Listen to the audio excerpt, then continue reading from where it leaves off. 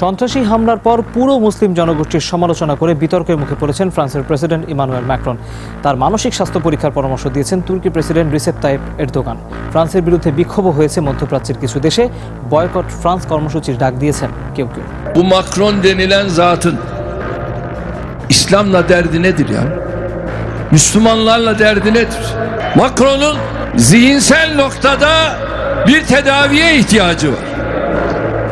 İnanç hürriyetinden, inanç özgürlüğünden anlamayan ve kendi ülkesinde yaşayan milyonlarca farklı inanç mensubu insanlara bu şekilde davranan bir devlet başkanına başka ne denilebilir? প্যারিসে বেশ কয়েকটি সন্ত্রাসী হামলার ঘটনায় এমনিতেই চাপে ছিলেন ফ্রান্সের মুসলিমরা। সবশেষ শিক্ষক স্যামুয়েল প্যাটির হত্যাকাণ্ডে কোণঠাসা তারা। গুটিকয় বিপদকামী উগ্রবাদীর জন্য তীর্যক বাক্যবাণের শিকার পুরো সংখ্যালঘু জনগোষ্ঠী। এমনকি প্যারিসের একটি এলাকায় মসজিদও বন্ধ করে দিয়েছে প্রশাসন। 27 জনকে গ্রেফতার করেছে পুলিশ। প্যান্টিন এলাকার 123টি সন্দেহভাজন বাড়িতে তল্লাশিও হয়েছে। সামাজিক যোগাযোগ মাধ্যমে 1200-রও বেশি উস্কানিমূলক পোস্ট শনাক্ত করা হয়েছে। সরকারি সিদ্ধান্ত অনুসারেই বন্ধ করা হয়েছে মসজিদ। প্রেসিডেন্ট ম্যাক্রন নিজেও বিরক্তি প্রকাশ করেছেন মুসলিম জনগোষ্ঠীর উপর।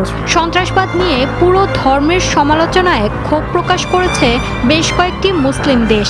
তুর্কি প্রেসিডেন্ট বলেছেন মানসিক চিকিৎসা দরকার ম্যাক্রনের। ইসলাম ধর্ম আর মুসলিমদের নিয়ে সমস্যা কি ফরাসি প্রেসিডেন্টের? মানসিক চিকিৎসা হওয়া প্রয়োজন ম্যাক্রনের। একজন রাষ্ট্রপ্রধান হিসেবে ভিন্ন মতাদর্শকে তিনি তুচ্ছ তাচ্ছিল্য করতে পারেন না, কারণ ফ্রান্সে এ ধর্মের কোটি মানুষের বাস। মুসলিমদের নিয়ে আপত্তিকর মন্তব্যের অভিযোগ তুলে ফ্রান্সের বিরুদ্ধে বিক্ষোভ হয়েছে অনেকখানে।